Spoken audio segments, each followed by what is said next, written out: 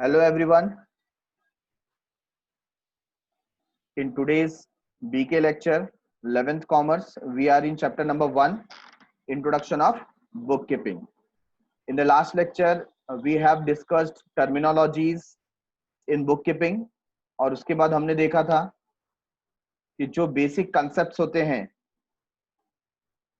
उसको कैसे समझना है और कैसे यूज करना है. तो कुछ बेसिक concepts हमने कवर अप किए थे. Rest of the things we will cover in the current lecture.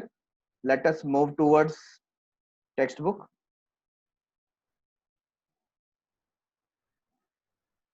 तो ये बीके का बुक आपके सामने है.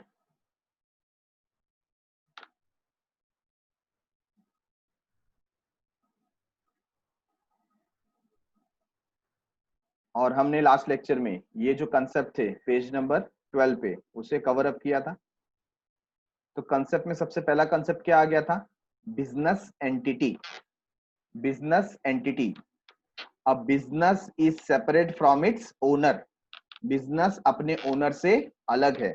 अगर मैं कोई बिजनेस स्टार्ट करता हूं, हमने एग्जांपल लिया था, मैं आबा बाबा फर्म स्टार्ट कर रहा हूं, सब वो साइबर कैफे है और उसमें मैंने 10 लाख रुपीस इन्वेस्ट किया. तो ये 10 लाख रुपीस जो मैंने इन्वेस्ट किया है मेरे लिए इन्वेस्टमेंट है, लेकिन बिजनेस के लिए क्या है? कैपिटल है. बिजनेस के लिए क्या है? कैपिटल है. ठीक है. तो बिजनेस उसको एज अ लायबिलिटी देखता है. जब बिजनेस बंद हो जाएगा तो वो मेरे 10 लाख रुपए मुझे वापस देगा सारे असेट्स को सेल करके. इसी को हम कहते हैं एंटिटी कंसेप्ट. ये समझना क्यों जरूरी है? क्योंकि जब भी आप रिकॉर्ड करते हो ट्रांजेक्शन, आप किसके बुक में रिकॉर्ड करते हो? You always record in business book, not in individuals और ओनर्स बुक. ओनर के बुक में आप लिखते नहीं हो. किसके बुक में लिखते हो? बिजनेस के बुक में लिखते हो. तो आपको कोई पर्सनल ट्रांजेक्शन रिकॉर्ड करना नहीं है. You will record only business transaction और transaction which are related to business. ठीक है. Number 2, money measurement. कोई भी ट्रांजेक्शन, कोई भी एक्टिविटी जिसके अंदर मनी इन्वॉल्व हो, जिसका मनी के थ्रू मेजरमेंट पॉसिबल है, उसी को हम रिकॉर्ड कर सकते हैं. ऐसा ट्रांजेक्शन, ऐसी एक्टिविटी जिसके अंदर मनी मेजरमेंट पॉसिबल नहीं है, उसे हम रिकॉर्ड करते नहीं है. मैंने एग्जांपल दिया था, सपोज वी हैव 2 एम्प्लॉइज, दोनों का क्वालिफिकेशन सेम है बट दोनों के स्किल अलग है. क्या अलग है? स्किल्स अलग है. ठीक है ना. अब ऐसे केस में पहला जो पर्सन है हम उसका नाम रख देते हैं मिस्टर एक्स. तो मिस्टर एक्स जो है बहुत ही एफिशिएंट है. उसको कोई टारगेट दिया जाता है 10 आवर्स में कंप्लीट करने का, वो हमें 8 आवर्स में कंप्लीट करके दे देता है. जबकि मिस्टर वाई जो है उसका क्वालिफिकेशन सेम है, उसको सैलरी हम सेम पे करते हैं, बट उसको अगर 10 आवर्स का टारगेट दिया है तो ही ends up taking 12 hours to 14 hours. वो ज्यादा समय लेता है करने में. अब क्या हम इसका मॉनिटरी वैल्यूएशन कर सकते हैं? क्या बता सकते हैं ये बहुत इफेक्टिव है? Answer is no. हाँ, सैलरी के बेसिस पे हम उसको कम ज्यादा कर सकते हैं, बट हम ये नहीं बता सकते कि मिस्टर एक्स का वैल्यू ज्यादा है as compare to mister Y. और ऐसा हमारा बहुत सारा स्टाफ होगा. कोई कोई कंपनी में या कोई कोई ब्रांच में बहुत ही एफिशिएंट स्टाफ है, तो क्या हम उसका वैल्यूएशन कर सकते हैं? Answer is no. तो क्या उसका मॉनिटरी वैल्यूएशन मैं लिखूंगा? नहीं लिख पाऊंगा. ठीक है. तो जिसका मनी मेजरमेंट होता है उसी को हम रिकॉर्ड कर पाते हैं. तो क्या बोलते हैं यहाँ पर money measurement? Transaction which do not involve money will not be recorded in the books of account. ऐसे ट्रांजेक्शन जिसके अंदर मनी इन्वॉल्व नहीं है उसे रिकॉर्ड नहीं किया जाएगा. For example, working condition in the work place. आप जहां पर काम करते हैं वहां का वर्क एनवायरमेंट है ना, कैसा क्रिएट किया गया है, कितना पैसा स्पेंड किया गया है, उसको हम लोग बुक्स ऑफ अकाउंट में शो कर सकते नहीं है. वर्किंग एनवायरमेंट कितना अच्छा है वो नहीं बता सकते ना. आप मॉनिटरी उसको वैल्यू नहीं कर सकते हो. हाँ, आप ये बता सकते हो कितना कॉस्ट लगा है बनाने में, बट वो वर्किंग एनवायरमेंट कैसी फैसिलिटी आपको प्रोवाइड करता है उसका मॉनिटरी वैल्यूएशन हो सकता नहीं है. ठीक है. Similarly, strike by employ. अगर एम्प्लॉयज ने स्ट्राइक कर दिया, क्या मॉनिटरी वैल्यूएशन कर सकते हैं? Answer is no. Efficiency of the management. हमारा मैनेजमेंट कितना एफिशिएंट है, क्या इसका वैल्यूएशन हो सकता है? Answer is no. Will not be recorded in the books of account. और वैल्यूएशन नहीं हो सकता मॉनिटरी बेसिस पे, तो हम उसे रिकॉर्ड नहीं कर सकते, as they can not be expressed in terms of money, क्योंकि मॉनिटरीली आप उसे वैल्यू नहीं कर सकते. It helps in understanding of the state of affairs of the business as money serves as a common measure by means. तो ये मदद करता है कि किसी को भी हमको अगर रिकॉर्ड करना है तो मनी एक कॉमन मेजर है कैलकुलेट करने का और रिकॉर्ड करने का, ठीक है, of which heterogeneous facts about the business are recorded. Business में ऐसे अलग अलग चीजें जो हेट्रोजीनियस मतलब जो सिमिलर नहीं है, फर्नीचर अलग है, प्लांट अलग है, मशीनरी अलग है, बट उसका वैल्यूएशन हम मॉनिटरी बेसिस पे कर देते हैं ना. अभी मशीनरी है और फर्नीचर है, मशीनरी 2 लाख रुपए की है, फर्नीचर 50,000 रुपीज का है, तो क्या हम इसको रिकॉर्ड कर सकते हैं? आंसर इज यस, क्योंकि मॉनिटरी वैल्यूएशन पॉसिबल है. दोनों अलग अलग चीजें हैं, फर्नीचर अलग एसेट है, मशीनरी अलग एसेट है, बट क्योंकि उसका मॉनिटरी वैल्यूएशन पॉसिबल है हम उसे रिकॉर्ड कर सकते हैं. ठीक है.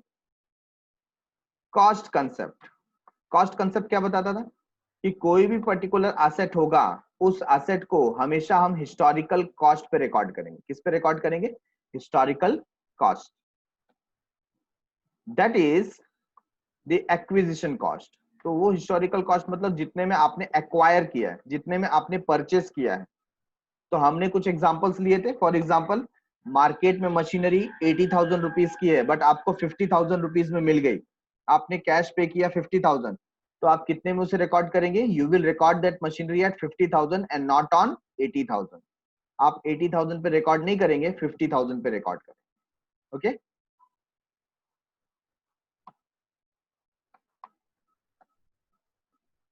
कंसिस्टेंसी क्या बताता है? जो पर्टिकुलर पॉलिसी आप यूज कर रहे हो, उस पॉलिसी को कंसिस्टेंट रखना है आपको, बार बार चेंज नहीं करना है. क्योंकि आप जब बार बार चेंज करेंगे तो उसका रिलायबिलिटी चला जाएगा, है ना. आप बार बार चेंज करेंगे तो सामने वाले को समझ में कैसे आएगा कि आप लिख क्या रहे हैं, बार बार आप उसमें चेंज क्यों ला रहे हैं. Any policy adopted for accounting should be continuous or consistent throughout the business, and it need not be changed generally unless and until circumstances demand. जब तक ऐसे सिचुएशन ना बन जाए, जब तक ऐसे सर्कमस्टेंसेस ना बन जाए कि हमें चेंज करना पड़े, तब तक हमें उसे चेंज करना नहीं चाहिए. ठीक है. However, it does not stop any improvement of new technique, but that should be disclosed with a note. लेकिन बताया गया कि हाँ, अगर आप कोई डेवलपमेंट कर रहे हैं, कोई इंप्रूवमेंट कर रहे हैं न्यू टेक्निक का, तो डेफिनेटली आप चेंज कर सकते हैं, बट उसके लिए आपको नोट लिख करके डिस्क्लोज करना पड़ेगा. ठीक है. तो यहां समझने के लिए देखो, एग्जांपल में हमने डेप्रिसिएशन का सहारा लिया है. A company adopt fixed instalment method for charging depreciation on fixed asset from the beginning till the end of the estimated life of asset. अब ये चीज आपको उतना समझ में नहीं आएगा because you don't know regarding fixed instalment method. तो जब हम लोग किसी असेट का वैल्यू रिड्यूस करते हैं उसके यूसेज की वजह से, उसे हम बोलते हैं डेप्रिसिएशन, है ना. कोई भी पर्टिकुलर असेट का प्राइस हमेशा सेम होता है क्या? नहीं. मैंने सपोज एक सेलफोन परचेस किया, मैंने ये सेलफोन परचेस किया 20,000 रुपीज में, और आफ्टर 3 मंथ्स ऑफ यूज मैं इसको 20,000 में सेल करना चाहूं, क्या ये सेल होगा? नहीं. बोलेंगे ये यूज किया हुआ है ना. इसका कॉस्ट 20,000 से रिड्यूस होके मे बी 12,000 रुपीज ही मुझे मिले. तो क्यों ये कॉस्ट रिड्यूस हो गया? आप बोलेंगे सर सेकेंड हैंड है, यूज्ड है कि नहीं. तो जब किसी यूज की वजह से, सेकेंड हैंड होने की वजह से किसी असेट का प्राइस कम होता है, उसे हम बोलते हैं, उस लॉस को हम बोलते हैं डेप्रिसिएशन. क्या बोलते हैं? डेप्रिसिएशन. तो ये डेप्रिसिएशन कैलकुलेट करने का अलग अलग मेथड होता है. उसमें से एक मेथड है ये फिक्स्ड इंस्टॉलमेंट मेथड, और दूसरा मेथड होता है रिड्यूसिंग बैलेंस मेथड. तो आप कोई भी मेथड यूज करो, लेकिन कैसे करो? कंसिस्टेंट. आप बार बार पॉलिसी चेंज मत करो. ठीक है. आपको कंसिस्टेंट रहना है. Everyone getting this point? देवी और सज्जनों, क्या मेरी बात आपको समझ में आ रही है? Please reply.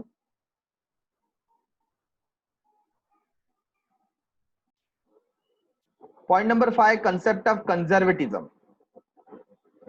नाम से ही पता चलता है कि जो मैनेजमेंट है या जो अकाउंट होल्डर है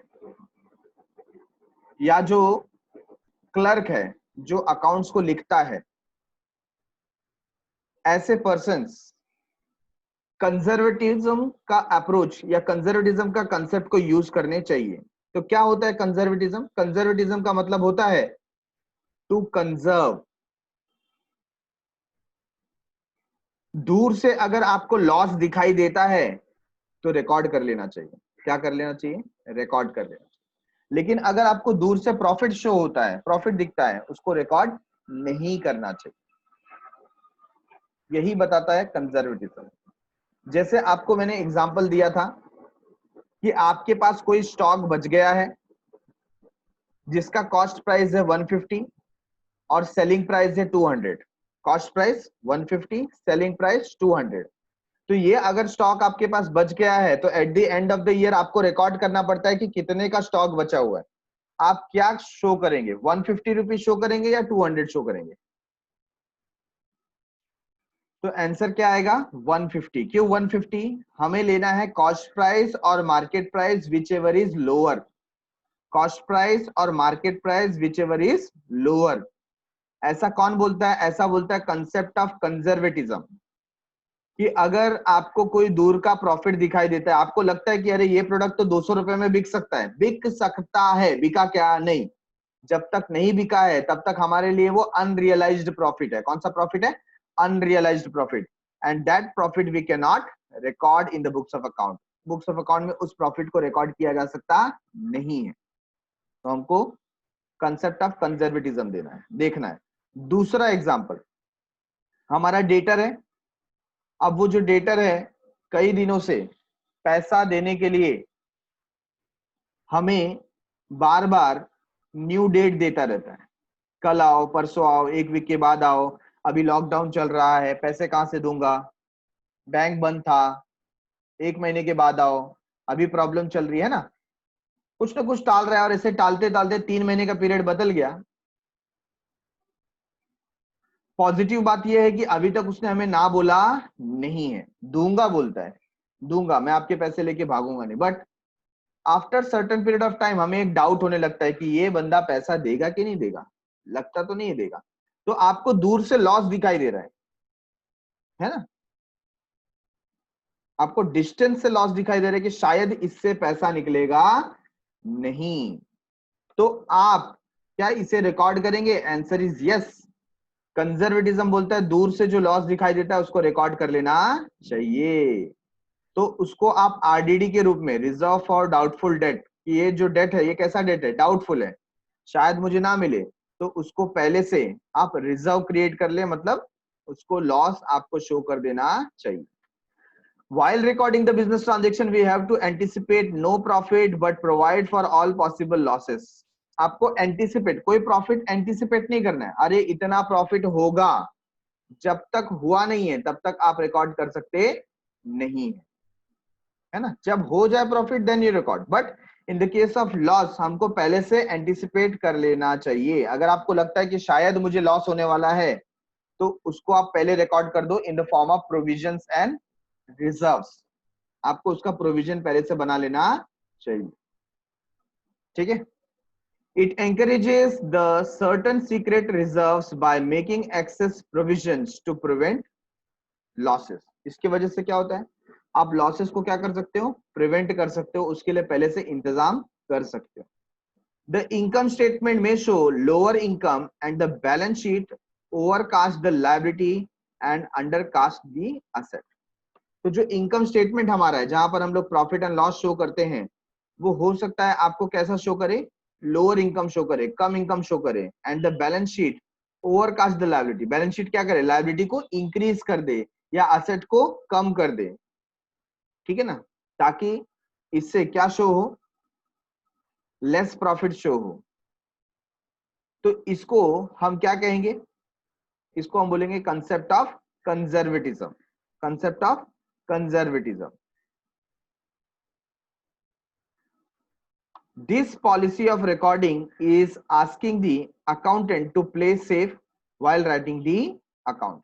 ये जो concept है यहाँ पर बताता है कि जो बुक राइटर है या जो अकाउंटेंट है उसको सेफ गेम खेलना चाहिए, प्ले सेफ। प्ले सेफ मतलब जहां तक हो सके अननेसेसरी प्रॉफिट जो नहीं हुआ है उसको आप शो मत करो, और जो लॉस दूर से दिखाई देता है उसको आप पहले से रिकॉर्ड कर दो, तो आप सेफ रहेंगे।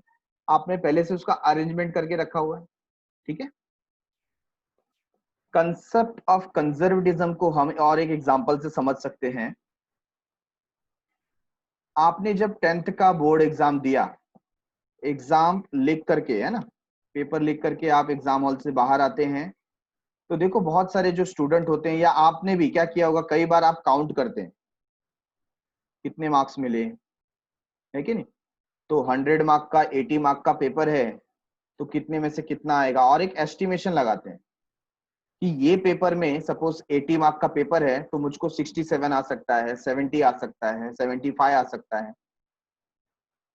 तो आपने गौर किया होगा कई बार हम क्या करते हैं, जानबूझकर उसमें से कुछ मार्क्स डिडक्ट कर लेते हैं, क्योंकि हमको लगता है कि safer side is much better, है ना। हम बड़ा चढ़ा के बोलते हैं क्या, नहीं, हमको लगता होगा कि इस क्वेश्चन में 10 में से 9 मार्क्स आना चाहिए।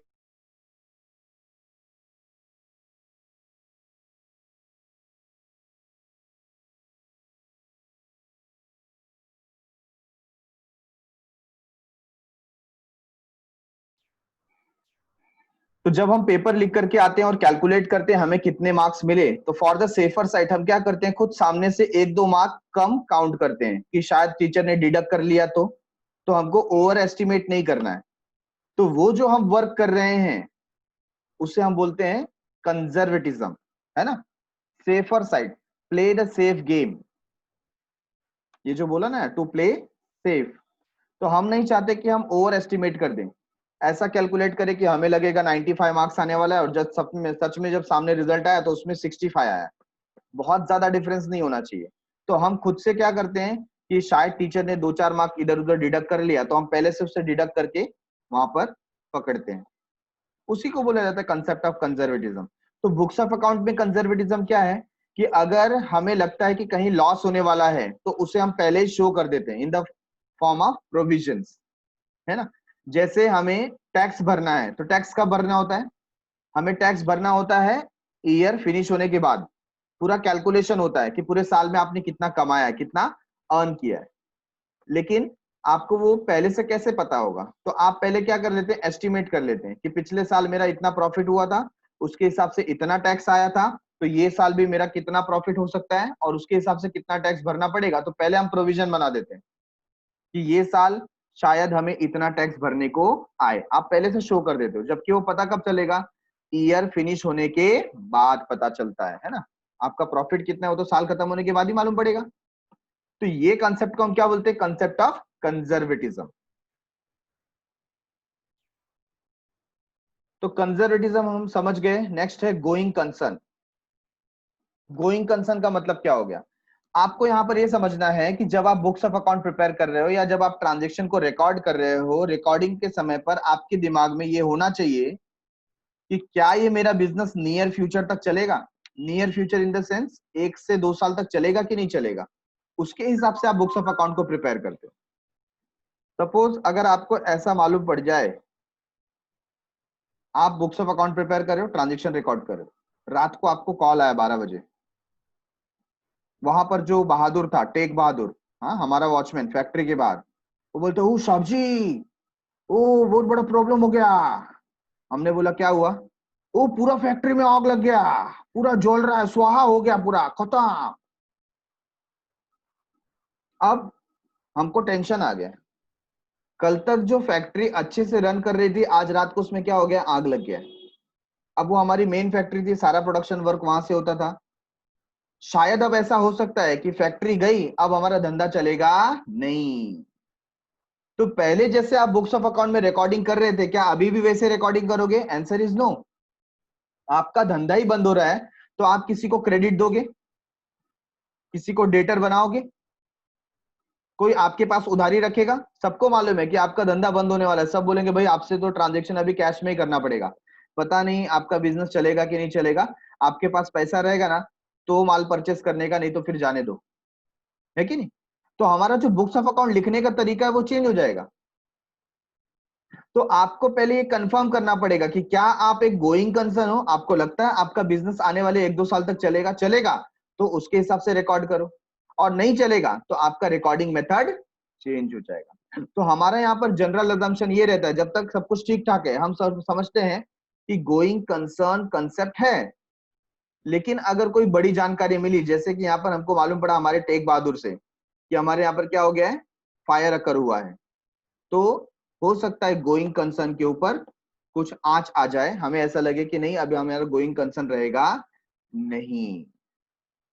ठीक है, it is the basic assumption that business is a going concern and will continue its operation for future। ये बेसिक assumption है, सबसे पहला assumption, बेसिक assumption कि हमारा जो बिजनेस है नियर फ्यूचर तक चलने वाला है। Going concern concept influences accounting practices in relation to valuation of assets and liability. इसमें बहुत सारी चीजें आ जाती है, आप असेट को कैसे वैल्यू करने वाले हो, लायबिलिटीज का वैल्यूएशन कैसे होगा, डेप्रिसिएशन कैसे कैलकुलेट होगा for the fixed asset, treatment of the outstanding and prepared expenses, आपका जो पैसा देना बाकी था अब उसके साथ क्या होगा, पैसा जिससे लेना बाकी था उसके साथ क्या होगा, अनअक्रूड एंड अनअर्न्ड रेवेन्यू, ऐसा इनकम या ऐसा एक्सपेंसेस जो अक्रूड है, अनअर्न्ड है, उसका ट्रीटमेंट आप कैसे देंगे। For example assets are generally valued at historical cost, हमने ऊपर ऊपर पढ़ा हिस्टोरिकल कॉस्ट मेथड, है ना। यहाँ पे आप देखिए मनी मेजरमेंट था, बराबर है, और मनी मेजरमेंट के बाद में हमने देखा था कॉस्ट कंसेप्ट। कौन सा concept, cost concept. Cost concept में क्या बताया, असेट को हमेशा आप किस पे वैल्यू करो, हिस्टोरिकल कॉस्ट में, ये हमारा मेथड है, कंसेप्ट है। बट गोइंग कंसर्न के बारे में क्या बताया, assets are generally valued at historical cost, any increase or decrease in the value of asset in the short period is ignored, क्योंकि आपका बिजनेस चलते रहने वाला है।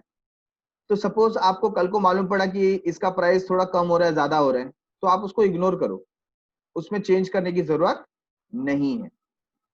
लेकिन अगर आपको मालूम पड़ता है कि किसी एसेट के प्राइस में परमानेंट रिडक्शन आया, कैसा रिडक्शन, परमानेंट, जैसे हमारी फैक्ट्री में आग लग गया,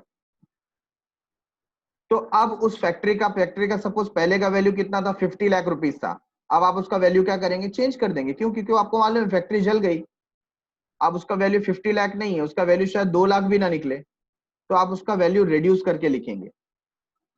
गेटिंग इट एवरीवन, यही है going concern concept. Next point is realisation. Realisation का मतलब होता है जब आप कोई चीज सेल करते हो तो उससे पैसा आना, रियलाइज होना, है ना। तो उसको रिकॉर्ड कब करें, रियलाइज कब करें, कब हमें पैसा मिलने वाला है, या कब हम ऐसा सोचे कि हमें फायदा हुआ है। Income is recorded only when it is realised. Income आप तभी रिकॉर्ड करें जब वो क्या हो जाए, रियलाइज हो जाए। मतलब that is either it is received और अर्न, या तो वो रिसीव हो जाना चाहिए या तो आपने अर्न करना चाहिए। ठीक है, एग्जाम्पल, सपोज आपका एक प्लॉट था या आपका एक रूम था जिसको आपने रेंट पे देना है, आपने किस पे देना है, रेंट पे देना है। सपोज रेंट पे लेने के लिए मिस्टर माधव आ गए, हमारे टेनेंट, माधव के साथ हमारा एग्रीमेंट हुआ। उसने बोला कि देखो भाई मैं अभी नया नया बिजनेस सेटअप कर रहा हूं, तो ये जो रेंट है, सपोज रेंट का अमाउंट है 2000 rupees per month, 2000 rupees per month. ठीक है, तो ये जो रेंट है ना मैं क्वार्टरली पे करूंगा। कैसा पे करूंगा, क्वार्टरली। क्वार्टरली मतलब वंस इन एवरी 3 मंथ्स, हर 3 महीने के बाद मैं एक साथ आपको 6000 रुपीज दे दूंगा। ठीक है ना, जैसे जनवरी फरवरी मार्च, मार्च तक मैंने यूज किया, तो मार्च के एंड में मैं आपको कितना दे दूंगा, 6000 रुपीज दे दूंगा। फिर अप्रैल मई जून, फिर जून के एंड में फिर से 6000 दे दूंगा। ये मैं क्वार्टरली पे करूंगा। ठीक है, अब मेरा उसके साथ एग्रीमेंट सपोज जनवरी में हुआ, 1 जनवरी, तो जैसे ही एग्रीमेंट हुआ मैंने उसको क्या दे दिया, चाबी वगैरह दे दी, एग्रीमेंट हमारा बन गया। तो क्या मैं इनकम रिकॉर्ड कर दूं, 6000 रुपीज, क्या मैं इसको रिकॉर्ड कर सकता हूं जनवरी में।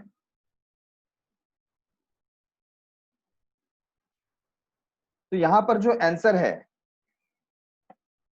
वो होगा we should wait till March, क्योंकि आपका बुक्स ऑफ अकाउंट क्लोज कब हो रहा है? मार्च में हो रहा है ना। तो मार्च को आपको डिफाइन करना पड़ेगा कि मैंने ये अर्न किया या नहीं किया।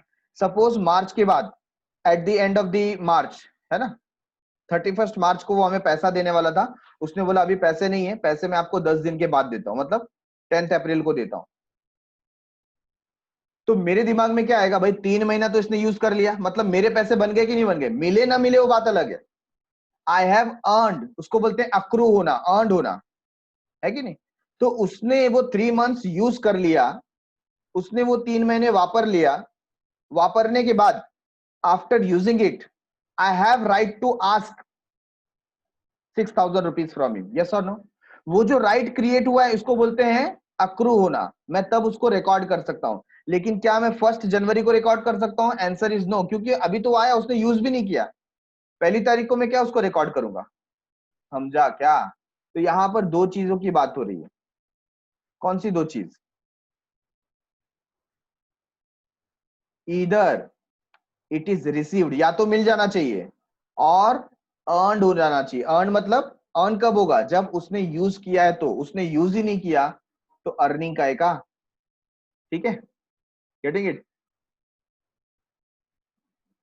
आगे रीड करते हैं। Revenue are recorded only when sale are affected और द सर्विसेज आर रेंडर्ड। जब रेवेन्यू की बात होती है तो आप रेवेन्यू कब रिकॉर्ड करते हो? सपोज कोई पर्सन है, मिस्टर राजू। राजू हमारे पास से गुड्स परचेस करता है, हमने उसको 20,000 रुपीज के गुड्स सेल किए। उसने बोला पैसा मैं सेठ 30 डेज के बाद देता हूँ, 1 महीने के बाद दूंगा, मेरा सैलरी होगा तो मैं दूंगा। तो क्या ये क्या ये जो सेल है मेरा 20,000 रुपीज का, मुझे आज रिकॉर्ड करना चाहिए? What is your answer? Here we are talking about sales. आपने कोई प्रोडक्ट सेल किया है तो सामने वाले ने तो फायदा उठा लिया ना, गुड्स उसको मिल चुका है, सामने वाले ने बेनिफिट ले लिया। अब सामने वाले ने बेनिफिट बेनिफिट ले लिया, तो इस सेल को हमें आज ही रिकॉर्ड करना पड़ेगा। पैसा भले मुझको कब मिलने वाला है? 30 डेज के बाद। बट मेरे पास से गुड्स गया कि नहीं गया? जो प्रोडक्ट मुझे बेचना था वो गया कि नहीं? उसका फायदा उसने उठा लिया। वेरएस जब मैं रेंट के बारे में बात कर रहा था, तो रेंट का यूसेज कब क्रिएट होता है? जितना दिन वो रहेगा, है ना। सपोज वो 15 दिन रहा और 15 दिन के बाद बोलेगा यार मजा नहीं आ रहा, मैं खाली करके जा रहा हूं, तो हमारे पास राइट कितने दिन का मांगने का हो गया? 15 दिन का, नॉट मोर देन दैट, क्योंकि उसने यूज 15 डेज ही किया था। But when we are talking about sales, वो प्रोडक्ट लेकर के गया तो लेकर के गया, है कि नहीं? आज ही मुझे उसको क्या करना पड़ेगा?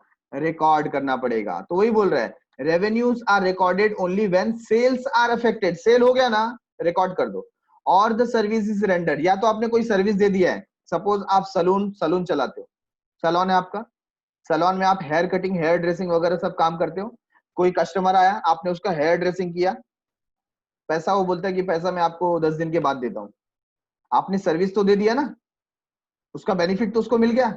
तो क्या आपको इसको रिकॉर्ड करना चाहिए? आंसर इज यस, क्योंकि सर्विस इज रेंडर्ड, सर्विस जा चुका है, सर्विस दे चुके हैं।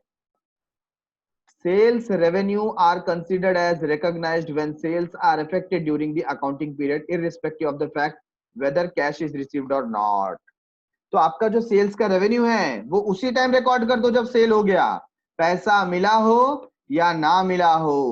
पैसा मिला है तो कैश में रिकॉर्ड करेंगे, नहीं मिला है तो मेरा डेटर। पैसा मिला है तो कैश में रिकॉर्ड करेंगे, नहीं मिला तो तू मेरा डेटर, डेटर में रिकॉर्ड कर देंगे।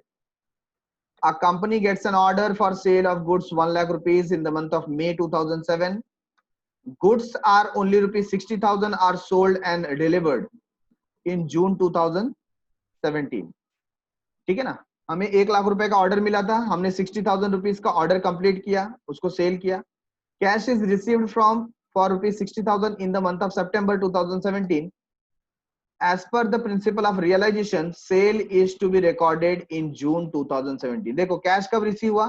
कैश रिसीव हुआ सितंबर में, बट हमने सेल कब किया था? सेल किया था हमने जून में। तो हमको रिकॉर्ड कब करना चाहिए? रिकॉर्ड करना चाहिए in the month of June, क्योंकि जून में सेल हो चुका था, भले पैसा हमें बाद में मिलने वाला है, but what we are talking about, we are talking about earning. हमने सेल कब किया, हमने सेल तो कर दिया था जून में, तो जून में हमको रिकॉर्ड कर लेना चाहिए। Point number 8 is accrual. Now what is accrual? कभी कभी सेल करने के बाद या सर्विस प्रोवाइड करने के बाद आपको इमीडिएटली पैसा मिलता नहीं, उस पे आपका इनकम अक्रू होता है। क्या होता है? अक्रू। अक्रू मतलब क्रिएट होना, जनरेट होना। Income is recorded when it is accrue earned and expenses are recorded when they are accrued और पेबल। तो इनकम चाहे पे किया हो या ना किया हो, देखा जाता है अक्रू हुआ क्या, जनरेट हुआ क्या। फॉर एग्जाम्पल, हमने किसी एम्प्लॉय को रखा, हमने बोला भाई हर महीने आपको 5,000 रुपीज सैलरी देंगे, हर महीने आपको 5,000 सैलरी देंगे, तुम काम करो। फैक्ट्री चालू हो गई, वो काम पे आने लगा, काम करने लगा। अचानक क्या हुआ? लॉकडाउन हो गया, और लॉकडाउन हो गया तो हमारे बहुत सारे जो पैसे थे वो फंस गए, बट हमारे एम्प्लॉय आ रहे हैं काम पे, है ना। हमारा वही बिजनेस, कौन सा बिजनेस? सैनिटाइजेशन का।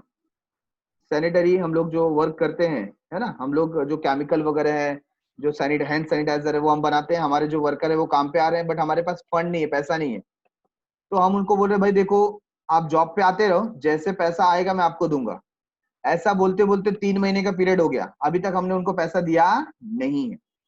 तो हर महीने हमने बात की थी 5,000 रुपीज देंगे, बट आज 3 महीना हो गया और अभी तक हमने उनको पेमेंट किया नहीं है। तो मैं यहां पर बताऊंगा कि ये जो पेमेंट है ये पे हो गया है कि पेएबल है। क्या बोलेंगे इसे? It is paid, it is paid और स्टिल पेएबल। तो ये जो एक्सपेंस पेएबल है, we have not yet paid it, क्या इसे रिकॉर्ड करना चाहिए? Answer is yes. क्यों? क्योंकि ये अक्रूड है, जनरेट हो गया है।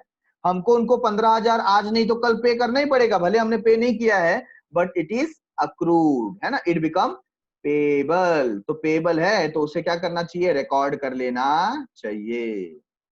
तो इसे हम रिकॉर्ड करेंगे एक्सपेंस में, और जो पर्टिकुलर एम्प्लॉय है उसको हम आउटस्टैंडिंग सैलरी में डाल देंगे। कहां डाल देंगे? आउटस्टैंडिंग सैलरी, जो कि हमारी क्या होती है? लायबिलिटी। मतलब हम बताएंगे कि ये पैसा पे करना बाकी है, ठीक है ना, ऐसा। All expenses and revenue related to the accounting period are to be considered, irrespective of the fact that the revenue are received in cash or not, or expenses are paid in cash or not. तो आपको revenue मिला है cash में या ना मिला हो, आपने एक्सपेंडिचर पे किया हो या ना किया हो, अक्रू हुआ कि नहीं हुआ। अगर अक्रू हुआ है, ट्रांजेक्शन हुआ है, then you must record it, आपको उसको रिकॉर्ड कर देना चाहिए, ठीक है। A company invested 1 lakh rupees with a bank for 1 year on 1st October 2015. Bank has to pay interest at the rate 10% per annum on its maturity, that is 30th September 2016. तो हमारी company ने 1 लाख रुपए क्या कर दिए थे? Bank में जमा कर दिए थे 1 अक्टूबर को, और बैंक ने बोला था हम आपको इंटरेस्ट देंगे 10% पर एनम से। कब देंगे? 30th सितंबर को। तो क्या आज की तारीख में, आज की तारीख मतलब कब? मार्च में, मतलब अक्टूबर, नवंबर, दिसंबर, जनवरी, फरवरी, मार्च, 6 मंथ।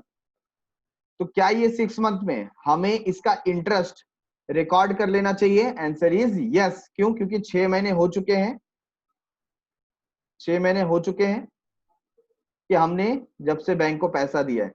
अब भले हमको पैसा कब मिलने वाला है? सितंबर में मिलने वाला है, वो मिलेगा, मिलेगा बाद में मिलेगा। हमको आज की तारीख में, मार्च में, 6 महीने का इंटरेस्ट रिकॉर्ड कर लेना चाहिए। ऐसा कौन बोलता है? ऐसा बोलता है एक्रूअल कंसेप्ट। कौन सा concept? Accrual concept. Point number 9, dual concept. Dual concept, जब भी ड्यूल कंसेप्ट की नाम आती है, बात आती है, हमें याद आता है double entry book keeping system, लूका दी बार्गो पेसियोली। नाम तो सुना ही होगा। कौन था लूका दी बार्गो पेसियोली?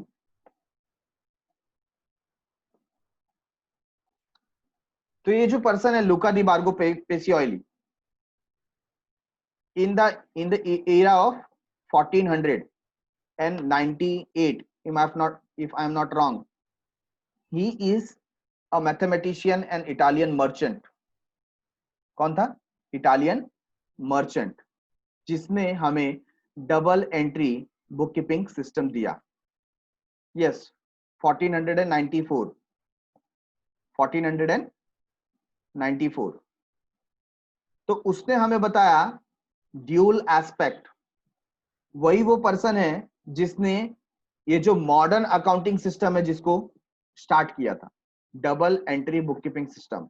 और उसका ये मानना था अगर कोई ट्रांजैक्शन होता है तो उसमें ड्यूल एस्पेक्ट होता है, एक जो बेनिफिट जाता है, दूसरा बेनिफिट रिसीव होता है। फॉर एग्जाम्पल, आपने अगर कोई रेडीमेड गारमेंट परचेस किया है तो आपको एक बेनिफिट रिसीव हुआ है, आपको ड्रेस मटेरियल मिला, ठीक है, बट आपके पास से बेनिफिट गया भी, क्या गया? कैश गया, है कि नहीं? तो कुछ जाता है तो कुछ आता भी है, इसी को बोलते हैं dual aspect. According to this concept, every transaction or event has two aspects, that is dual effect. For example, when Akshay starts a business with a cash of 5 lakh, on one hand, the business gets cash 5 lakh and on the other hand, a liability arises. तो business के सामने cash तो मिला 5 लाख, अक्षय ने दिया, लेकिन साथ ही साथ 5 लाख का liability भी आ गया कि जब business बंद होगा मुझे 5 लाख रिटर्न करने पड़ेंगे अक्षय को। That is, the business has to pay Akshay a sum of rupees 5 lakh. This is the concept which organizes the fact that for every debit there is corresponding and equal credit. हर एक debit item के सामने credit item होता है, equal होता है जो कि, ठीक है। This is the basis of the entire system of double entry bookkeeping system. From this concept, the basic accounting equation arises, that is capital plus liability is equal to asset, है ना।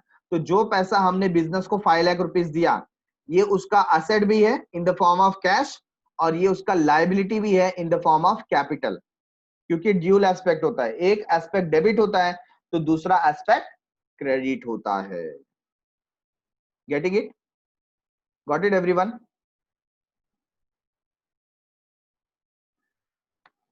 Point number 10, disclosure. Disclosure मतलब to disclose, बताना। हमारे जो investor है, stake holder है, हमें समझने वाले, हमें जानने वाले जो लोग हैं, या जो हमारे बुक्स ऑफ अकाउंट को रेफर करेंगे, जो बुक कीपिंग को देखेंगे, चेक करेंगे, उनको कुछ डिस्क्लोजर देना पड़ेगा, उनको कुछ बताना पड़ेगा, है कि नहीं? तो क्या बताना पड़ेगा? The accounts must disclose all material information. जो भी इंपॉर्टेंट इंफॉर्मेशन है वो उनको बताना पड़ेगा। फॉर एग्जाम्पल, कितना प्रॉफिट आपको हुआ, कितने मंथ आपने बिजनेस किया, कितना सेल किया, है ना। तो ऐसे सारे इंफॉर्मेशन जिसकी वजह से इन्वेस्टर का डिसीजन चेंज हो सकता है, उसे हम बोलते हैं मटेरियल इंफॉर्मेशन। क्या बोलते हैं? Material information. तो ये जो मटेरियल इंफॉर्मेशन है ये आपको शो करना पड़ेगा, डिस्क्लोज करना पड़ेगा। मतलब आप कोई चीज अपने इन्वेस्टर से, स्टेक होल्डर से ना छुपाएं, है ना। तो क्या क्या बताना पड़ेगा? आप छोटी छोटी बात तो नहीं बताएंगे उसमें, इसके 10 रुपीज का स्टॉक बेचा, उसको 5 रुपीज का स्टॉक बेचा, उसको 100 रुपीज का स्टॉक बेचा, ये सब बताने बैठेंगे क्या? नहीं। जो मटेरियल इंफॉर्मेशन है, ऐसा मेजर इंफॉर्मेशन जिसकी वजह से डिसीजन क्या हो सकता है? चेंज हो सकता है।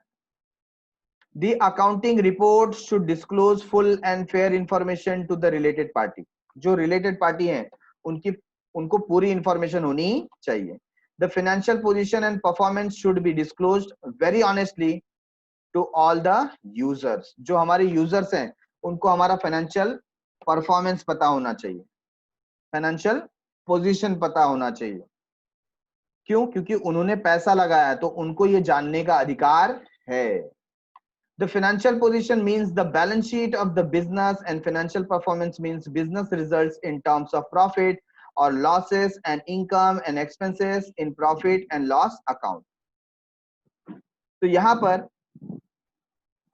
जो भी आपका फाइनेंशियल परफॉर्मेंस है या आपको in the form of financial account show करना पड़ेगा।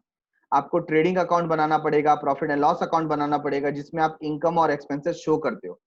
आपने प्रिंटिंग में कितना खर्चा किया, टेलीफोन बिल कितना पे किया, इंश्योरेंस के लिए कितना अमाउंट दिया, सारा जो इंफॉर्मेशन है आपको लिख करके बताना पड़ेगा, जो भी इंपॉर्टेंट मटेरियल इंफॉर्मेशन है।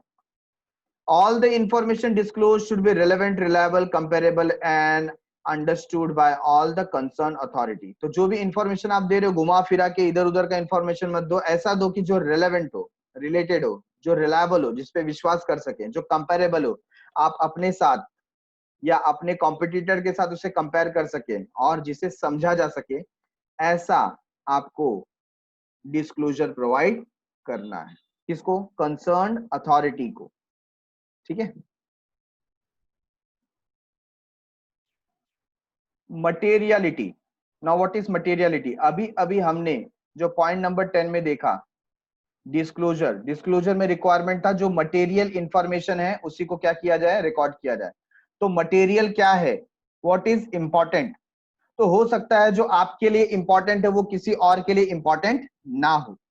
It depend upon the size of business organisation, depend upon the management कि आपके लिए मटेरियल क्या है।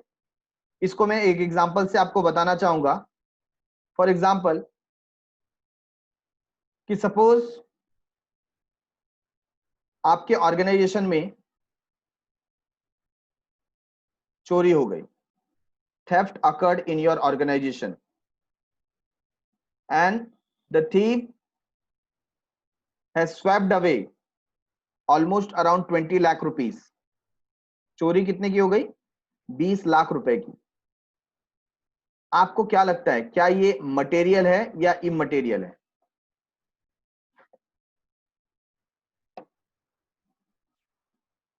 मटेरियलिटी देखने के लिए आपको सबसे पहले साइज ऑफ बिजनेस ऑर्गेनाइजेशन देखना पड़ेगा। अगर मेरे पूरे बिजनेस का कैपिटल 1 करोड़ रुपीस है, कितना? 1 करोड़, और उसमें से 20 लाख रुपए चले गए तो बहुत बड़ी बात है। हो सकता है मेरा बिजनेस ऑर्गेनाइजेशन बंद भी हो जाए, क्योंकि इतना 20 लाख रुपए मैं कहां से चुकाऊंगा, या मेरे पास सामने क्राइसिस आ सकता है। बट अगर मेरा ऑर्गेनाइजेशन रिलायंस इंडस्ट्री के जैसा मोर देन 50,000 करोड़ रुपीस का होगा, कितना? 50,000 करोड़ रुपीस, तो 20 लाख रुपए उनके लिए क्या है? बहुत बड़ी बात है क्या? नहीं, 20 लाख रुपए कुछ भी नहीं है। हाँ, चोरी हुई है, वो पुलिस कंप्लेन करेंगे, लेकिन क्या ये इतना मटेरियल है? Answer is no. तो अगर ये अपने फाइनेंशियल रिकॉर्ड में ना भी बताएं तो भी चलेगा। क्यों? 50,000 करोड़ रुपीस है ना, एक समंदर में से आपने एक बाल्टी पानी निकाल लिया, कुछ फर्क पड़ने वाला है? नहीं पड़ने वाला है। तो हो सकता है उनके लिए ये मटेरियल ना हो, तो आपको उसके बेसिस पे देखना पड़ेगा कि बिजनेस ऑर्गेनाइजेशन का साइज क्या है, और अगर ये मटेरियल है तो हम मटेरियल किस चीज को बोलते हैं? ये समझने के बाद, सुनने के बाद अगर सामने वाले का डिसीजन चेंज हो सकता है, ऐसे इंफॉर्मेशन को हम बोलते हैं मटेरियल। बेस्ट एग्जांपल, जो छोटी छोटी बात होती है हम कभी कभी उनको सिंपली ग्रुप में कंसीडर करते हैं। फॉर एग्जांपल, जैसे आपने कंप्यूटर परचेस किया, और कंप्यूटर परचेस किया 25,000 रुपीज का, तो ये मटेरियल है, तो आप इसे कहां डाल देते हो? असेट में लिखते हो। ठीक है, आप इसे असेट कंसीडर करते हो। बट अगर मैं आपको बोलूं मैंने कैलकुलेटर परचेस किया है और ये कैलकुलेटर 500 रुपीज का है, और ये जो कैलकुलेटर है वो 3 इयर्स चलने वाला है, कितना? 3 इयर्स, तो 1 साल से ज्यादा चल रहा है। तो क्या मुझे कैलकुलेटर को असेट काउंट करना चाहिए? कैलकुलेटर जो मैंने परचेस किया, क्या उसे मुझे असेट काउंट करना चाहिए? तो आंसर अगर ऐसा देखें तो लगता है हाँ 3 साल चल रहा है तो हमको बेनिफिट मिल रहा है मोर देन ए ईयर, तो एसेट होना चाहिए। बट इन रियलिटी हम इसे स्टेशनरी कंसीडर करते हैं। क्या कंसीडर करते हैं? स्टेशनरी। और स्टेशनरी कंसीडर करने की वजह से ये कैसा हो जाता है? रेवेन्यू इन नेचर, कि कैल्सी ही तो है, बहुत छोटी सी चीज है कि नहीं? ऐसे तो जो पेंसिल है, कोई कोई पेंसिल भी 3 साल चलाता है, तो क्या एसेट हो गया? नहीं, स्टेशनरी है, आप उसे एक्सपेंस में डालेंगे। बट जब आप उसको चेक करते हैं मेथड के ऊपर, कंसेप्ट के ऊपर, तो आपको लगता है ये एसेट होना चाहिए, बट वहां पर ये मटेरियलिटी के कॉन्सेप्ट में फेल हो जाता है, ये इमटेरियल है। 500 रुपीज की चीज, या ये जो बहुत छोटी छोटी खर्चे हैं, है ना, हम इसे इतना मटेरियल मानते नहीं है तो हम इसे एक्सपेंस में शो कर देते हैं। किस में शो करते हैं? एक्सपेंस में शो करते हैं। Getting it everyone? According to this convention, financial statement should disclose all material items which might influence the decision of the user of the financial statement. ऐसा हर एक इंफॉर्मेशन जिसके वजह से सामने वाले का डिसीजन बदल सकता है, ऐसे इंफॉर्मेशन को हम मटेरियल इंफॉर्मेशन बोलते हैं। विच इज नॉट सिग्निफिकेंट, जो इतना इंपॉर्टेंट नहीं होता वो इमटेरियल है। And is not relevant to the user need not be disclose, इसे डिस्क्लोज करने की जरूरत नहीं है। अगर वो इररिलेवेंट है, इतना उसके ऊपर इंपैक्ट नहीं आएगा, तो हम उसको ना बताएं तो ही ठीक है। This principle is basically an exception to the full disclosure principle. ये एक एक्सेप्शन है फुल डिस्क्लोजर प्रिंसिपल का, कि हमें पूरा का पूरा डिस्क्लोजर देने की जरूरत नहीं है। The term materiality is subjective in nature. Materiality कैसा? सब्जेक्टिव। आपके लिए जो मटेरियल है हो सकता है दूसरे के लिए वो मटेरियल ना हो। Materiality depends on the amount involve in the transaction. Depend किस पे करता है? कितना अमाउंट इन्वॉल्व है, बिजनेस का साइज क्या है, नेचर ऑफ इंफॉर्मेशन कैसा है, रिक्वायरमेंट ऑफ द पर्सन क्या है मेकिंग डिसीजन, ये सारी बातें इसमें इंपॉर्टेंट है। An item material to one person may be immaterial to other person. एक जो आइटम आपके लिए मटेरियल है दूसरे के लिए क्या हो सकता है? इमटेरियल हो सकता है। जैसे आप रास्ते से जा रहे थे और आपका 2000 रुपीज का नोट मिसप्लेस हो गया, गायब हो गया, गिर गया, कितना टेंशन में हो गए। आज घर जाएंगे तो बराबर कुटाई होगी, है कि नहीं? बट सेम थिंग अगर मैं बोलूं कि जो मुकेश अंबानी का बेटा है उसके पास से 2000 रुपीज का नोट गिर गया, तो क्या उसको इतना फर्क पड़ेगा? Answer is no. क्यों? उसके लिए वो चीज क्या है? इमटेरियल। देखो पैसा दोनों वही है, 2000 रुपीज 2000 रुपीज, लेकिन आपके लिए मटेरियल है और उसके लिए इमटेरियल है। ठीक है, तो ऐसा बिजनेस ऑर्गेनाइजेशन के लिए भी होता है, हमको मटेरियलिटी चेक करना चाहिए। नेक्स्ट है मैचिंग कंसेप्ट। मैचिंग कंसेप्ट बताता है कि जिस साल का एक्सपेंडिचर है उसी साल शो होना चाहिए, और जिस साल का इनकम है उसी साल शो होना चाहिए। तो आपको प्रॉपर मैच करना है। अभी जैसे एडवर्टीजमेंट और सेल्स, सपोज इस साल जो मुझे सेल्स हुआ है वो हुआ है 10 लाख रुपीस का, और एडवर्टीजमेंट के लिए मैंने पे किया है 3 लाख रुपीस। एडवर्टीजमेंट के लिए कितना पे किया मैंने? 3 लाख रुपीस पे किया है। ये 3 लाख रुपीस मैंने 3 इयर्स के लिए पे किया है। कितने इयर्स के लिए? 3 इयर्स के लिए। तो मुझे एडवर्टीजमेंट का खर्चा 3 लाख दिखाना चाहिए या 1 लाख दिखाना चाहिए? What is your answer? Correct answer is 1 lakh rupees. बाकी का जो 2 लाख है वो तो अगले साल काम आएगा ना, वो एडवर्टीजमेंट करने से हमें और सेल्स जनरेट होगा। तो जो ये 10 लाख का सेल जनरेट हुआ है उसके साथ मैचिंग कितना हो रहा है? जो इस साल का एक्सपेंडिचर था। तो जो बाकी का 2 लाख रुपीस है हम उसको फिक्टिशियस एसेट शो करेंगे, डेफर्ड रेवेन्यू एक्सपेंडिचर शो करेंगे, क्योंकि वो इस साल का एक्सपेंडिचर नहीं था। तो हमें मैचिंग कंसेप्ट देखना है। इस साल का इनकम के साथ इस साल का एक्सपेंडिचर खड़ा रहना चाहिए। तो इस साल का इनकम कितना हुआ? 10 lakh sales.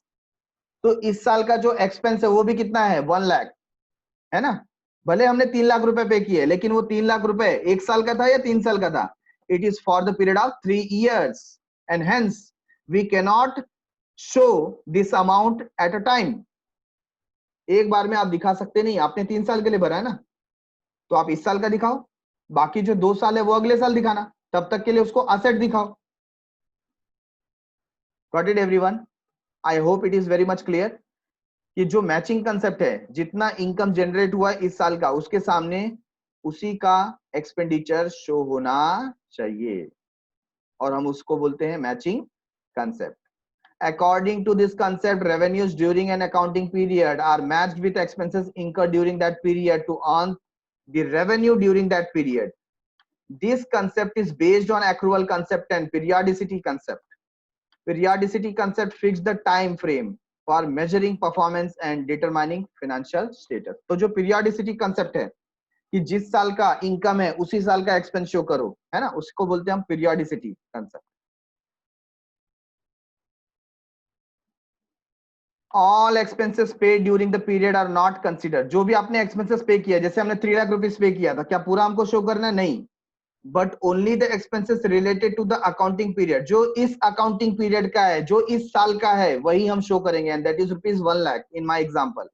On the basis of the concept, adjustments are made for outstanding and prepaid expenses. और इसी के हिसाब से हम outstanding या prepaid दिखाते हैं. तो ये जो मैंने एग्जांपल दिया था 3 लाख रुपीस एडवर्टीजमेंट का, उसमें से 1 लाख ये साल का है, बाकी जो 2 लाख है वो क्या होगा? Prepaid expenditure, prepaid advertisement, advertisement paid in advance, and accrued and unearned revenues.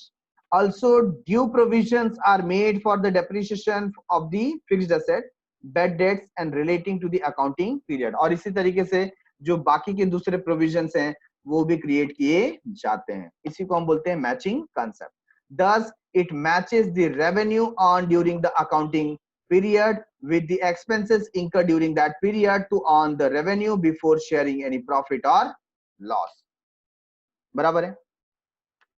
तो ये हमने देखे कुछ इंपॉर्टेंट कंसेप्ट जो हमें कंसीडर करने पड़ते हैं. क्विकली हम लोग देख लेते हैं कुछ accounting standard. Now what are accounting standard? कुछ स्टैंडर्ड हमने फिक्स कर दिया कि आप बुक्स ऑफ अकाउंट बनाओगे ना तो जो मेथड हम बोल रहे हैं वैसे ही फॉलो करो, जो पर्टिकुलर प्रक्रिया हम बता रहे हैं, प्रोसेस हम बता रहे हैं, फॉर्मेट हम बता रहे हैं, वैसे ही बनाओ. क्यों? ताकि सब कंपेयर किया जा सके. अदरवाइज सब अपने अपने हिसाब से बनाएंगे तो कुछ समझ में नहीं आएगा, है कि नहीं? तो मुझे कुछ स्टैंडर्ड सेट करना पड़ेगा. फॉर एग्जाम्पल, अगर मैं आपको बोलूं कि आफ्टर 2 डेज में आपका होमवर्क चेक करने वाला हूं, कोई भी एक क्वेश्चन आप सॉल्व करके मुझे शो करो, तो कोई क्या करेगा? कोई इकोनॉमिक्स का क्वेश्चन सॉल्व करेगा, कोई बीके का करेगा, कोई ओसी का करेगा, कोई बीके के अंदर चैप्टर नंबर 1 का करेगा, कोई चैप्टर नंबर 3 का करेगा. सब अपने अपने मन से होमवर्क करेंगे, तो क्या मैं सबको कंपेयर कर पाऊंगा? सबके मार्क्स कंपेरेबल होंगे क्या? Answer is no. तो मुझको आपको एक स्टैंडर्ड देना पड़ेगा कि भाई होमवर्क बीके का चैप्टर नंबर 1 का क्वेश्चन नंबर 1 आपको सॉल्व करना है. तो मैं फिर सबको क्या कर सकता हूं? कंपेयर कर सकता हूं, सबका रिजल्ट चेक कर सकता हूं. क्यों? सबको एक ही टाइप का मैंने यहाँ पर स्टैंडर्ड मेंशन किया था. सिमिलरली यहाँ पर जब बुक्स ऑफ अकाउंट प्रिपेयर करने की बात होती है तो कुछ स्टैंडर्ड दिए जाते हैं कि सब अपने मनमानी काम ना करें, जैसा मैं बोल रहा हूं वैसा करें. ठीक है? तो उसमें इस स्टैंडर्ड को बोला जाता है अकाउंटिंग स्टैंडर्ड. क्या बोला जाता है? Accounting standard. तो इसकी जरूरत क्या है? Why we need accounting standard? तो पहली बात है to promote better understanding of the financial statement, ताकि हमको फाइनेंशियल स्टेटमेंट बहुत आसानी से समझ में आए. सबका एक जैसा होगा तो हमें इजीली समझ में आएगा. To help accountants to follow uniform procedure and practices, ताकि सब लोग एक यूनिफॉर्म कोड फॉलो करें. To facilitate meaningful comparison of financial statement, हम क्या कर सकें? 2 या 2 से ज्यादा लोगों का जो बुक्स ऑफ अकाउंट है उसे कंपेयर कर सकें, उससे कुछ मीनिंग डिराइव कर सकें. टू एनहांस रिलायबिलिटी, उसके ऊपर विश्वास कर सकें. To meet legal requirement effectively, और जहां जहां पे लॉ का रिक्वायरमेंट है कि आपको ऐसा अकाउंटिंग बनाना है, उस लीगल रिक्वायरमेंट को, लॉ के रिक्वायरमेंट को हम फुलफिल कर सकें, इसके लिए अकाउंटिंग स्टैंडर्ड की जरूरत पड़ती है. तो आज की तारीख में एक इंटरनेशनल फाइनेंशियल रिपोर्टिंग स्टैंडर्ड भी होता है. जो अकाउंटिंग स्टैंडर्ड वो देखा हमने, वो तो क्या है? इंडिया में हम फॉलो करते हैं. लेकिन ये जो IFRS है ये इंटरनेशनली, मतलब ऑल ओवर वर्ल्ड के बहुत सारे ऐसे कंट्रीज हैं जो इनको क्या करते हैं? फॉलो करते हैं. और धीरे धीरे हम भी अपना अकाउंटिंग स्टैंडर्ड उसमें क्या कर रहे हैं? कन्वर्ट कर रहे हैं. ठीक है? तो इसमें से कुछ अकाउंटिंग स्टैंडर्ड हम देखेंगे. जैसे अभी टोटल अकाउंटिंग स्टैंडर्ड तो 32 है. कितना है? 32.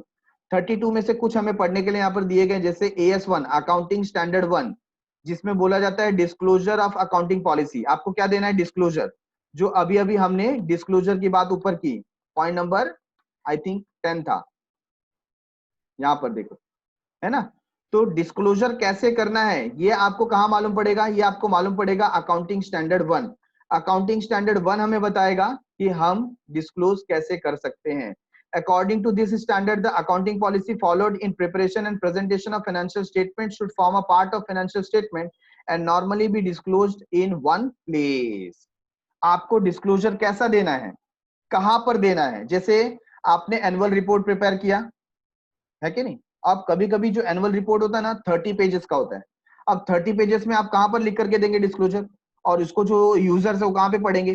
तो उसको फिक्स करना पड़ेगा कि आपको बैलेंस शीट के नीचे लिख करके देना है, कहां पर मेंशन करना है, कितना मेंशन करना है, क्या मेंशन करना है, ये कहां पर बताया जाएगा?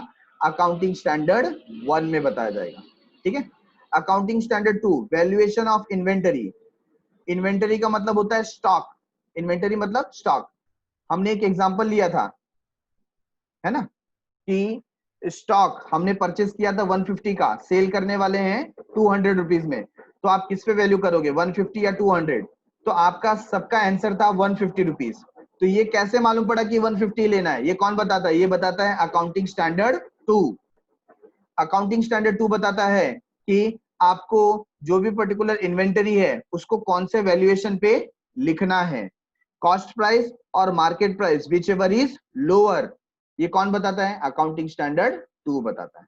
सिमिलरली कैश फ्लो AS3, आपके ऑर्गेनाइजेशन में कितना फंड अवेलेबल है, ये पूरे साल में कितना खर्चा और होने वाला है, कहां जा रहा है, कितना इंटरेस्ट पे करना है, कितना रेवेन्यू जनरेट होने वाला है, ये पूरा का पूरा जो समरी है ये हम कैश फ्लो के रूप में स्टेटमेंट बनाते हैं। और ये स्टेटमेंट कैसा बनना चाहिए? जैसा AS3 बोलता है वैसा बनना चाहिए। AS6 किसके बारे में बताता है? डेप्रिसिएशन। मैंने आपको बताया कोई भी पर्टिकुलर एसेट आप परचेस करते हो, स्लोली एंड ग्रेजुअली उसका जो वैल्यू है वो रिड्यूस होते जाता है। जैसे मैंने बताया मोबाइल फोन आपने परचेस किया, 3 महीने यूज किया, क्या अभी भी हम उसको 20,000 रुपए मिलेंगे इसके? Answer is no. हो सकता है 12,000 रुपए में मुझे बेचना पड़े। तो ये जो 8,000 रुपए का लॉस है इसको मैं बोलूंगा डेप्रिसिएशन। तो ये डेप्रिसिएशन कैसे कैलकुलेट होता है, कौन से मेथड से रिकॉर्ड करना चाहिए, कहाँ रिकॉर्ड करना चाहिए, ये कौन बताता है? ये बताता है AS6, अकाउंटिंग स्टैंडर्ड 6। कळलं का सगळ्यांना? सबको समझ में आ रहा है? AS1 talks about disclosure, AS2 talks about inventory, AS3 talks about cash flow statement, AS6 talks about depreciation. Sir बीच का 4-5 किधर गया? 4-5 भी है लेकिन हमारे लिए इतना रेलेवेंट नहीं है, इसके लिए हमारे सिलेबस में नहीं है, ठीक है? तो डोंट वरी रिगार्डिंग दैट, वो आगे जब भी हमको आएगा FY BCom में तब हमको पढ़ना पड़ेगा। नेक्स्ट है AS8 accounting standard 8, accounting for R&D research and development. तो आपके रिसर्च एंड डेवलपमेंट में जो भी पैसा लग रहा है आप उसको कहाँ शो करोगे, कैसे शो करोगे, कितना शो करोगे, है ना? जो भी रिसर्च में आप पैसे लगाते हैं, तो इसको समझाने के लिए हमें कौन बताएगा? अकाउंटिंग स्टैंडर्ड 8 में ये सारी बातें लिखी हुई है। Getting it everyone? Next one है AS9 रेवेन्यू रिकॉग्निशन। हमने जो ऊपर कंसेप्ट पढ़ा रियलाइजेशन, क्या कंसेप्ट पढ़ा? रियलाइजेशन, है ना, पॉइंट नंबर 7। इसमें जो भी कंसेप्ट हमने पढ़ा ये हमें कौन सिखाता है? कौन सा इनकम कब शो करना है, सेल्स का रेवेन्यू कब शो करना है, ये हमें सिखाता है AS9, ठीक है ना? कौन सिखाता है? AS9। और AS9 है revenue recognition. Getting it?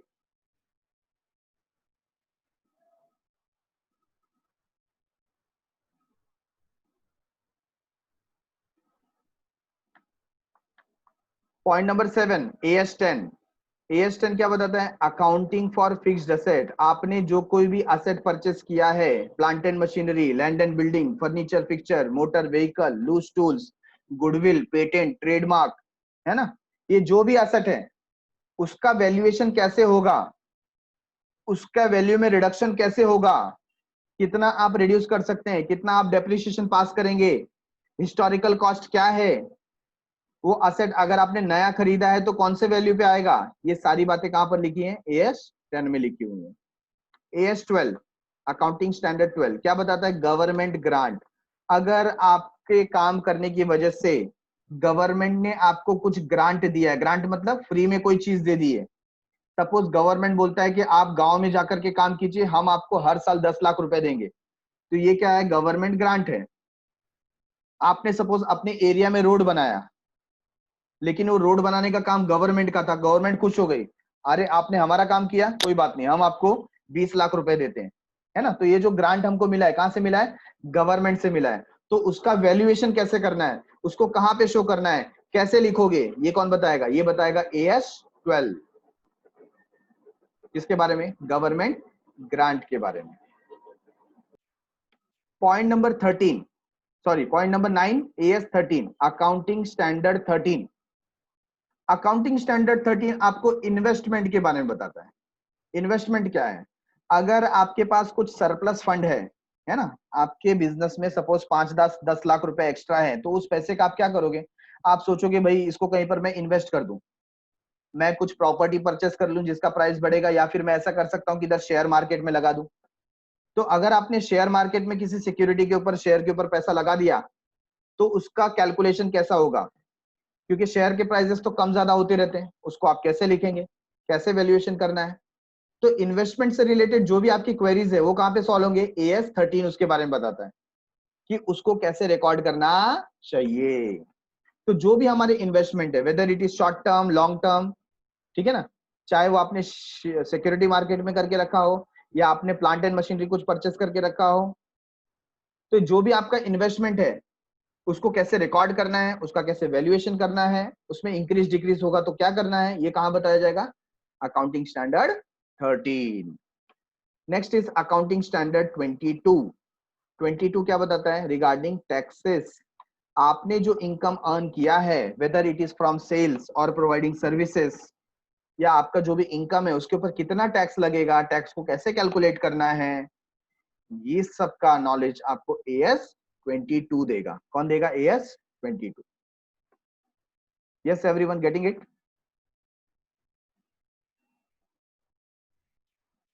Thank you everyone, thanks a lot, bye bye.